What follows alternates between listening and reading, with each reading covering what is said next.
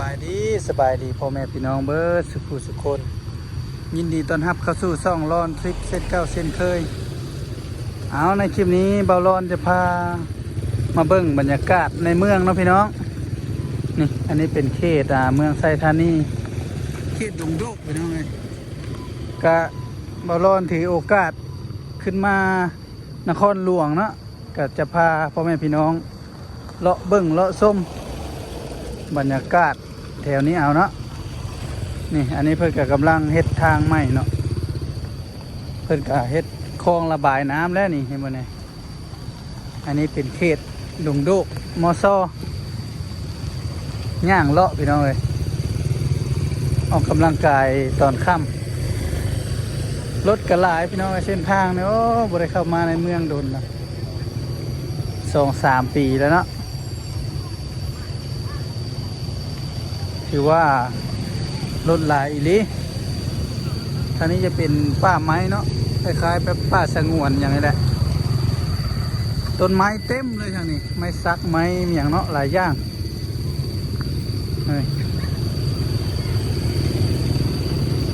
ถือว่าคนกำลังลั่งไหลเมื่อเฮือนเมื่อซ่านพี่น้องเอ้ย4-5 โมงแรงเพิ่นกำลังปรับปรุงทางใหม่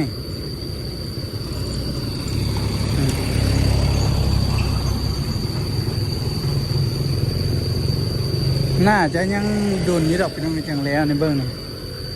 พอดีโป๊ะกับย่ามฝนเนาะพอดีทางเปื้อนหลายบ่อนหลายที่กับเพิ่นก็อัปเดตหลายแล้วไปหลายแล้วพี่น้องสำหรับเส้นทางในตัวเมืองค่ะบัดนี้ก็ไปหาเลาะตลาดก่อนพี่น้องเลยมาในเมืองแล้วบ่มีแนวอยู่แนวกิน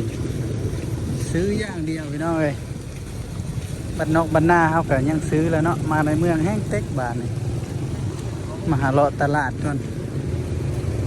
คนกำลังหลายเลยในตลาดกัน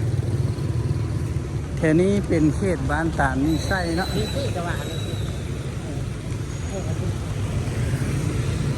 มาตลาดก่อนเขาเป็นตลาดเขตป่ะนี่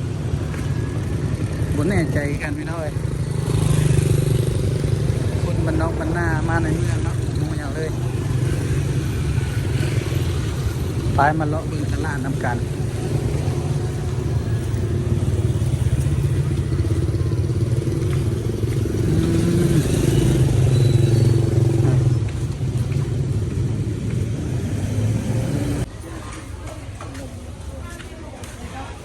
เข้ามาในตลาดเลยพี่น้องซื้ออย่างได้บานกว้างขนาดหน่อยตลาด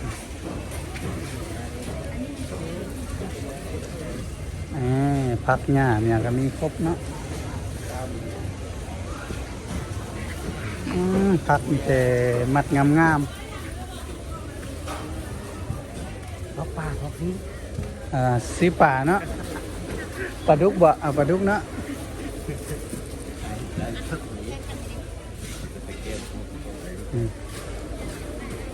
ทางใดเนาะป่าบานนี่จะพักป่าแล้วไม่ป่าโซนพักโซนทางพี่ทางแม่ท่างนี้จะเป็นซีดหน่อยใส่ซีดหมูปลาก็มีเนาะปลาโคปลานิ่มปลาดุกนี่โลเท่าไรเท่าไรเอาจากโลโอเคเอาเลยเอาจากโล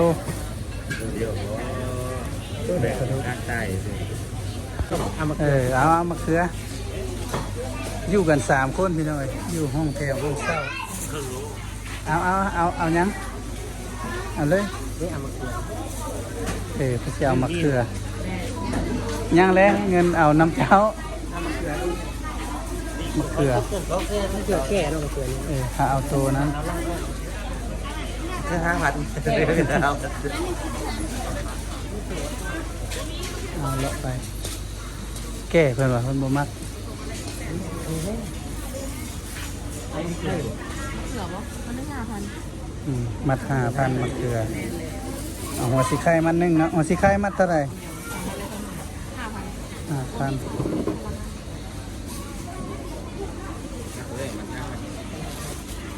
ไข่เอาบ่2,000มา10,000สาลีกล้วยอยู่15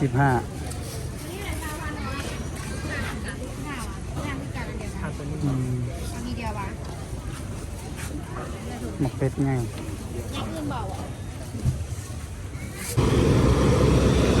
เขตนี้จะเป็นเขตหน้ามอซ่อเนาะพระเจ้ากำลังเลิกเงียนเนาะรถกระลายขนาดย่างรอบแถวนี้จะเป็นศูนย์อาหารหรือว่าเขตฝากรถเนาะแต่ว่าน่าจะย้ายแล้วบ่พูดเนาะทั้งลุ่ม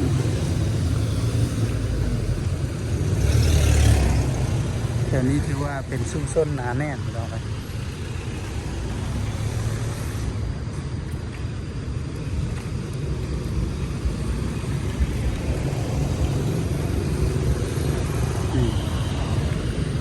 จะเป็นเขตชุมชนนักเรียนเจ้ามาเรียนหลายเส้นทางกับบริษัทปานใดเนาะมีกลุ่มมีอย่างแน่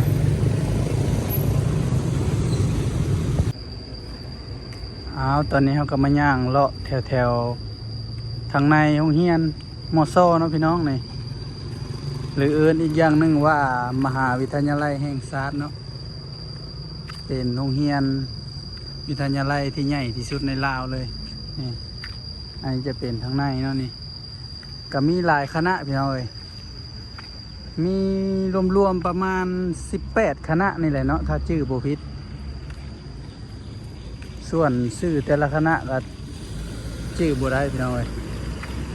มีหลายโคตรนี่เป็นอันดับ1ของลาวเนาะส่วนหลายก็แทรกเข้ามาก็เป็นภาษาจีนพี่น้องเอ้ยจีนเข้ามาคุมลาวแล้วเนาะตอนนี้ อันนี้คือบรรยากาศเส้นทางลัดจากตลาดเนาะนี่เป็นเขาเอิ้นตลาดดงโดกว่าตลาดอย่างเนาะลงไปพูดเนาะไปทางฐานมีไส้นี่อันนี้คือคณะวิทยาศาสตร์ธรรมศาสตร์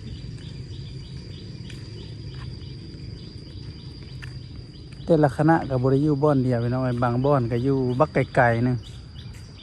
พูนไปทางไตทางแคมป์ของมันก็มีเนาะเพราะว่าแถวนี้การเนื้อที่มันบุพอ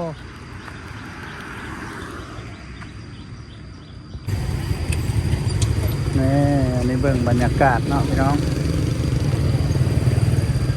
ซื้อไปนั้นเป็นตลาดเนาะเดี๋ยวเราจะไปย่างเลาะอยู่ที่เดินกีฬากันไปย่างไปทางนี้เนาะแถวนี้ก็จะมีเป็นบริษัทลาวโทรคมแล้วก็มีร้านกาแฟ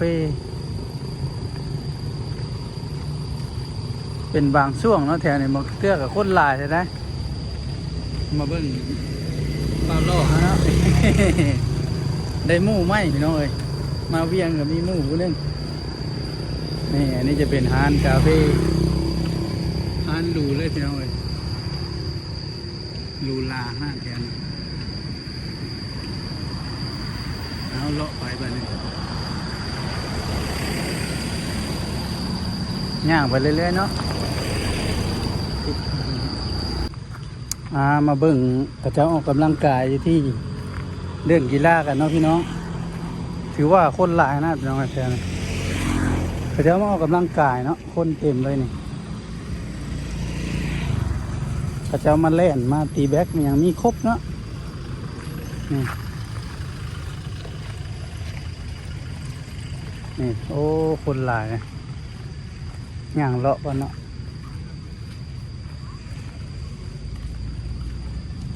นี่กระเจ้าสดหลายมากมาย่างมาเล่น มีตีแบ็กย่างอ้อมเดินกีฬาไป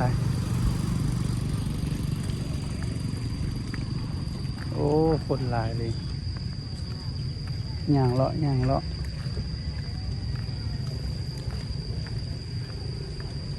นี่เนาะคนที่ว่าเต็มเลย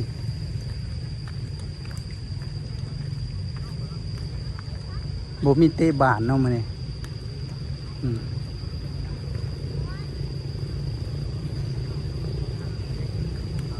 ถ้าฝนบ่ตกก็คนก็สิหลายถ้าฝนตกน่าจะบ่มีเนาะน่าจะบ่มีคนมานี่มื้อนี้ก็บรรยากาศดีเนาะฝนบ่ตกบรรยากาศคักขนาดมื้อนี้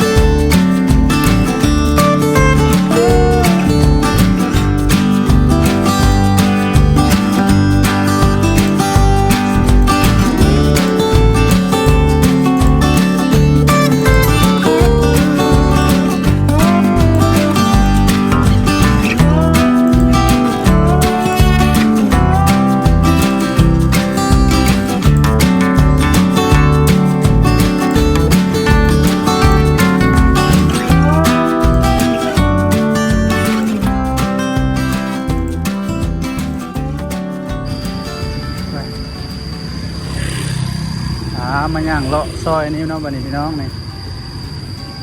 หอมเลาะมอซ้อเนาะนี่โอ้ตะเวนกำลังตกดินวิวงามฮะโมงนี่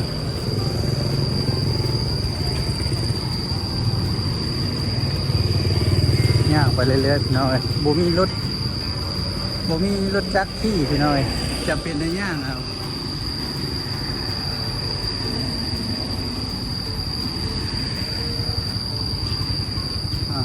ไปเดี๋ยวนี้ถือว่าหาอัดเอกสารหลายนะเพราะว่าไกลห้องเฮียนเนาะเขาจะมาถ่ายมูอัดเอกสารอย่างต่าง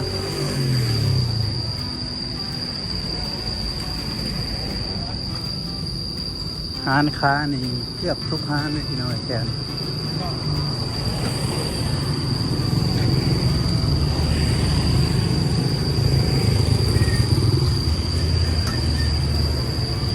แต่งโทรศัพท์อย่างละลาย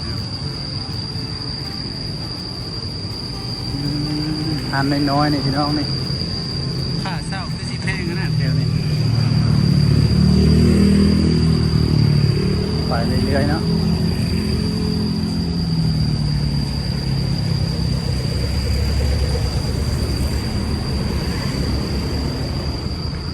โอ้อันนี้เป็นฮานอย่างเนาะข้าวปุ้นบ่ทานข้าวปุ้นน้อยนะ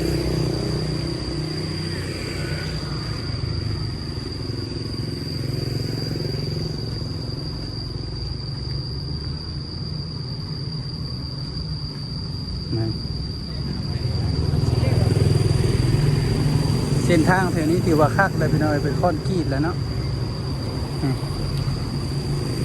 เอาสำหรับคลิปพาชมตัวเมืองนครหลวงเวียงจันทร์ก็จบเพียงเท่านี้นะพี่น้องถ้ามาคลิปนี้ก็อย่าลืมกดไลค์กดติดตามและกดกระดิ่งให้มันรอดเนาะเพื่อประพาสคลิปใหม่